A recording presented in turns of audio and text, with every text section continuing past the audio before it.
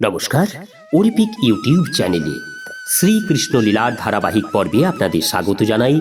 আজকের পর্ব শরতের বর্ণনা, পর্ব 2। চ্যানেলে যারা নতুন তাদের অনুরোধ জানাবো চ্যানেলটি সাবস্ক্রাইব করে কৃষ্ণলীলার ধারাবাহিক পর্বগুলি শ্রবণ করুন। আসুন আজকের পর্ব শুরু করি। শরতের বর্ণনা।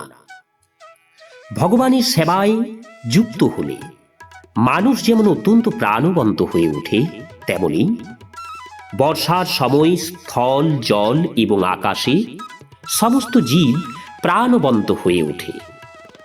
আমাদের আন্তর্জাতিক কৃষ্ণ ভাবনামৃত সংঘে আমরা দেখেছি ভগবানের সেবায় যুক্ত হওয়ার ফলে মানুষ কত আনন্দময় হয়ে প্রাণ ও প্রাচুর্যে পূর্ণ হয়ে ওঠে।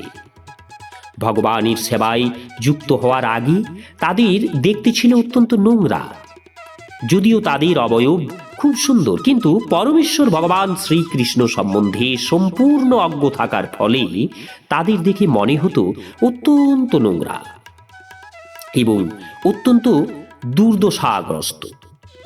কিন্তু কৃষ্ণ ভাবনাযুক্ত হয়ে শ্রীকৃষ্ণের শরণাগত হওয়ার ফলে তাদের স্বাস্থ্যের উন্নতি হয়েছে এবং বৈদিক বিধিনিষেধগুলি পালন করার ফলে তাদের দেহ জ্যোতির্ময় হয়ে উঠেছে। যখন তারা গৈরিক বসন পরে, কণ্ঠে তুলসী মালা ধারণ করে, দাদো সঙ্গে তিলক ধারণ করে, ভগবানের নাম কীর্তন করে, তখন মনে হয় তারা যেন বৈকুণ্ঠ থেকে আবির্ভূত হয়েছে। বর্ষাকালে যখন নদীগুলি প্রবল বেগে সমুদ্রের দিকে ধাবিত হয়, তখন মনে হয় তারা যেন সমুদ্রকে উদ্বেলিত করছে। তেমনি যে মানুষ অষ্টাঙ্গ যোগ অনুশীলন করছে, সে পারমার্থিক জীবনে খুব একটা উন্নত নয় এবং তারা যৌন আবেদনের দ্বারা উত্তেজিত হয়ে পড়ে। পর্বতের উপর প্রচুর বর্ষণ হলে যেমন পর্বতের কোনো ক্ষতি হয় না, তেমনি যে মানুষ শুদ্ধ কৃষ্ণ ভক্তি লাভ করেছেন তিনি কোনো অবস্থাতেই বিচলিত হন না। যত দুঃখেই তিনি থাকুন না কেন, তিনি সেই দুঃখকে ভগবানের আশীর্বাদ বলে মনে করেন এবং এইভাবে ভগবানের শরণাগত হওয়ার ফলে তিনি ভগবত ধামে প্রবেশ করার যোগ্যতা অর্জন করেন। বর্ষার সময়ে কতগুলি রাস্তায় সচরাচর যাতায়াত করা হয় না এবং সেই রাস্তাগুলি তখন লম্বা ঘাসে ঢাকা পড়ে যায়। যে ব্রাহ্মণ বেদের নির্দেশ অনুসারে চিত্তশুদ্ধিকারী নির্দেশের পঠন এবং অনুশীলন না করেন, তার চিত্ত মায়ারূপী বড় বড় ঘাসের দ্বারা আচ্ছাদিত হয়ে পড়ে, আর সেই অবস্থায় তিনি তার স্বরূপ বিস্মৃত হন। তিনি ভুলে যান যে তিনি হচ্ছেন পরমেশ্বর ভগবানের নিত্য সেবক। মায়া সৃষ্ট লম্বা লম্বা ঘাসের দ্বারা আচ্ছাদিত হয়ে বিপদগামী হয়ে পড়ার ফলে মানুষ মাইক সৃষ্টিতে তার পরিচয় খোঁজে এবং তার ফলে তার চিন্ময় স্বরূপ বিস্মৃত হয়ে পড়ে। বর্ষাকালে মেঘে মেঘে বিদ্যুৎ খেলে বেড়ায়, তা যেন কামার তার রমণীর মতো কোনো একজন পুরুষে তার মনকে নির্বিষ্ট করতে পারে না। বর্ষার মেঘের সঙ্গে ভগবান পুরুষের তুলনা করা হয়েছে, কেননা মেঘ জলবর্ষণ করে, মানুষকে জীবন দান করে। ভগবান পুরুষও তেমন তার পরিবারের সদস্য আর তার কর্মচারীদের ভরণ পোষণ করেন।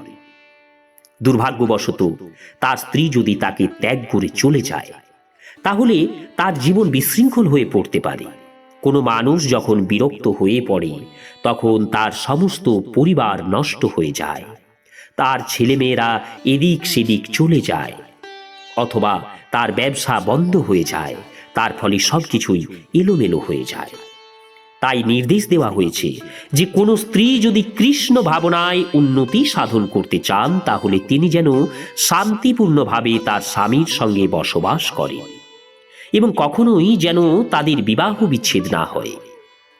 স্বামী স্ত্রী যেন কামনা বাসনা রহিত হয়ে তাদের চিত্তকে শ্রীকৃষ্ণের চরণাবিন্দে মগ্ন রাখেন এবং তাহলেই তাদের জীবন সার্থক হয়। এই জড়জগতে একজন পুরুষ স্বাভাবিকভাবে স্ত্রী সঙ্গ কামনা করে এবং একজন স্ত্রীও স্বাভাবিকভাবে পুরুষের সঙ্গ কামনা করে। তারা যখন মিলিত হয়, তখন কৃষ্ণ ভাবনা যুক্ত হয়ে তারা যেন শান্তিপূর্ণ জীবন যাপন করে। কখনোই যেন তারা এক মেঘ থেকে অন্য মেঘে খেলে বেড়ানো বিদ্যুতের মতো উচ্ছৃঙ্খল না হয়ে পড়ে। বর্ষার আকাশে কখনো কখনো রামধনু দেখা যায়, যা দেখতে ঠিক ছিলাবিহীন ধনুকের মতো। ধনুকের দুটি প্রান্ত ছিলা দিয়ে বাঁধা থাকে বলে ধনুক বেঁকে ধনুকের মতো বেঁকে থাকে, কিন্তু রামধনুতে সেরকম কোনো ছিলা নেই, কিন্তু তবুও তা অতি সুন্দর বক্রভাবে আকাশের বুকে প্রকাশিত হয়। তেমনি পরমেশ্বর ভগবান যখন এই জড় জগতে অবতরণ করেন, তখন তিনি একজন সাধারণ মানুষের মতো আবির্ভূত হন, কিন্তু তা হলেও জড় জাগতিক পরিস্থিতির দ্বারা তিনি কোনোভাবে প্রভাবিত হন না। ভগবদ্গীতায় ভগবান বলেছেন যে তিনি তার অন্তরঙ্গা শক্তি যোগমায়ার প্রভাবে আবির্ভূত হন এবং বহিরঙ্গা মায়া শক্তির দ্বারা কখনোই তিনি আবদ্ধ হয়ে পড়েন না।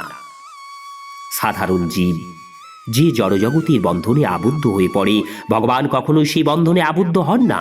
তিনি সর্ব অবস্থাতেই মুক্ত, সম্পূর্ণ স্বাধীন। বর্ষাকালে চাঁদ মেঘে ঢাকা পড়ে যায়, কিন্তু মাঝে মাঝে মেঘের ফাঁক দিয়ে চাঁদকেও দেখা যায়। চাঁদের সামনে ভাসমান মেঘগুলিকে দেখে মনে হয় যেন চাঁদ ভেসে চলেছে, কিন্তু প্রকৃতপক্ষে চাঁদ এক জায়গাতেই দাঁড়িয়ে রয়েছে। ভাসমান মেঘগুলোর জন্য মনে হয় যেন চাঁদ ভেসে চলেছে। তেমনি যে মানুষ এই প্রবহমান জড় জগতের পরিপ্রেক্ষিতে তার পরিচয় খুঁজে পেতে চায়, তার প্রকৃত জ্যোতির্ময় স্বরূপ মায়ার দ্বারা আচ্ছাদিত হয়ে পড়েছে এবং এই চির পরিবর্তনশীল জড় জগতের কার্যকলাপে লিপ্ত হয়ে সে মনে করছে যে তার জীবনের বিভিন্ন পরিবর্তন হচ্ছে। অহংকারের প্রভাবেই তা হয়ে থাকে। ভাসমান মেঘ যেমন চন্দ্রকিরণ এবং অন্ধকারের সীমা নির্ধারণ করে, ঠিক তেমনি আমাদের অহংকার চিন্ময় জীবন এবং জড় জীবনের সীমা নির্ধারণ করে। বর্ষাকালের আকাশে যখন প্রথম মেঘ দেখা যায়, তখন আনন্দে ময়ূরেরা নাচতে থাকে। এর সঙ্গে জড় জাগতিক জীবনে দুর্দশাগ্রস্ত মানুষের তুলনা করা চলে। তারা যখন কোনো ভগবত ভক্তির সঙ্গ লাভের সৌভাগ্য অর্জন করেন, তখন তারা আনন্দে নৃত্যরত ময়ূরের মতোই উৎফুল্ল হয়ে ওঠেন। ব্যক্তিগতভাবে আমরা দেখেছি যে আমাদের এই আন্তর্জাতিক কৃষ্ণ ভাবনামৃত সংঘের অনেক ভক্ত এই সংস্থাতে যোগ দেওয়ার পূর্বে অত্যন্ত শুষ্ক এবং অত্যন্ত বিমর্ষ ছিল, কিন্তু ভগবত ভক্তির সঙ্গে প্রভাবে তারা আজ আনন্দোচ্ছল ময়ূরের মতো নৃত্য করছে। মাটি থেকে রস সংগ্রহ করে গাছপালাগুলি সতেজ হয়ে ওঠে। তেমনি কঠোর তপস্যার ফলে তপস্বীরা অত্যন্ত শুদ্ধ হয়ে পড়ে, কিন্তু সেই তপস্যা পূর্ণ হলে তারা ইন্দ্রিয় তর্পণ করে আত্মীয় স্বজন, বন্ধু বান্ধব, দেহ গেহের সুখভোগ সেই তপস্যার ফল প্রাপ্ত হন। কখনো কখনো দেখা যায় যে হাঁস, বক, সারস আদি পক্ষীরা নদী বা হ্রদের তীরে ঘুরে বেড়ায়, যদিও সেই জায়গাগুলি অত্যন্ত পঙ্কিল, আবর্জনাপূর্ণ এবং কণ্টকযুক্ত তৃণগুল্মপূর্ণ। তেমনি যে সমস্ত মানুষ কৃষ্ণ ভক্তিবিহীন হয়ে গৃহে অবস্থান করছেন, তারা সর্বক্ষণ নানা রকম দুর্দশা ভোগ করছেন। ভগবান শ্রীকৃষ্ণের শরণাগত না হলে মানুষ কখনোই যথার্থ আনন্দ লাভ করতে পারে না। নরোত্তম দাস ঠাকুর প্রার্থনা করেছেন, গৃহ বা বনেতে থাকে হা গৌরাঙ্গ, বলে ডাকে নরোত্তম মাগে তার সঙ্গ। বিষয়াসক্ত মানুষদের কাছে এই জড়জাগতিক সমস্ত কার্যকলাপগুলি অত্যন্ত কলহপূর্ণ, কিন্তু ভগবান শ্রীকৃষ্ণের শরণাগত ভক্তের কাছে সব কিছুই শান্তিময়। নমস্কার, আজকের পর্ব এখানেই শেষ করছি। শরতের বর্ণনার তৃতীয় পর্ব আগামী পর্বে নিয়ে আসবো। চ্যানেলে যারা নতুন তাদের অনুরোধ জানাবো চ্যানেলটি সাবস্ক্রাইব করে শ্রীকৃষ্ণ লীলার ধারাবাহিক পর্বগুলি শ্রবণ করুন। রাধে রাধে।